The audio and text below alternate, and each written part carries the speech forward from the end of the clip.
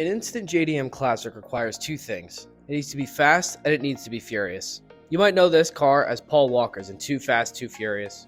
Others know this as a car that is a successor to all the previous models that made this one so perfect and solidified itself in the history books as one of the greatest cars to ever come out of Japan. Oh, and it could also cost you over 6 digits to get a good one.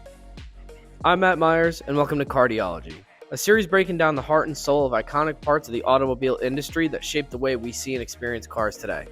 Today we'll be talking about the Nissan R34 Skyline GT-R. This is a special one to me because it's my dream car and I want one so bad.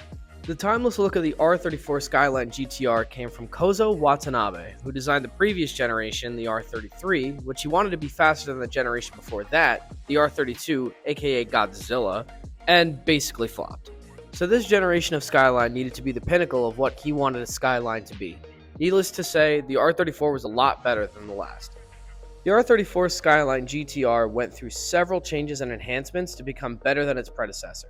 Some features and changes included, but not limited to, are a shorter overall length, reduced front overhang, glossy red valve covers, and the introduction of a 5.8-inch LCD multifunctional display in the dashboard, displaying various engine and vehicle statistics live to the driver. The V-Spec models feature the ATT-ESA E-TS Pro system, an active limited slip differential at the rear, firmer suspension, lower ground clearance, and aerodynamic improvements like splitters and a carbon fiber air diffuser. This generation of Skyline GT-R was introduced in January of 1999 and produced until August of 2002 in Musashi Moriyama, Japan, in Nissan's factory. There were so many different versions of this car, and many of them were different adaptations of a lot of trim models, such as the Series 1 GT-R, V-Spec, V-Spec N1, V-Spec UK, V-Spec Hong Kong, V-Spec New Zealand, V-Spec Singapore, and the unknown Series 1 pre-production cars. So there was a second part to this list, but my camera battery died and I didn't realize, so it didn't get recorded. So the other half of the list is the Series 2 GT-R, the V-Spec 2, the V-Spec 2 Noor, the V-Spec 2 N1, the V-Spec 2 New Zealand, the M-Spec, and the Nismo Z-Tune, but it was only built on pre-existing cars, so it was exempt from the total produced.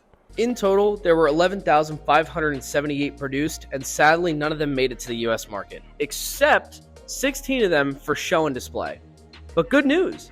The 25-year import law, stating that any vehicle can be lawfully imported into the US without complying with road laws and regulations, is out of effect this year. So go out and buy one, and then let me drive it.